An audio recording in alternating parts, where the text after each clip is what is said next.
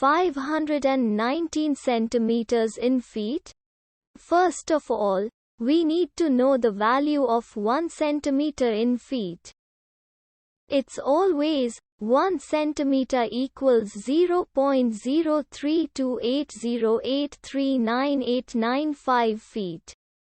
Now we have to multiply 0.03280839895 by 519. Therefore, 519 centimeters times 0.03280839895 feet equals 17.02755905505 feet. So, in other words, 519 centimeters equals 17.02755905505 feet. We hope you have enjoyed this video. Please like and subscribe to our channel for more videos like this.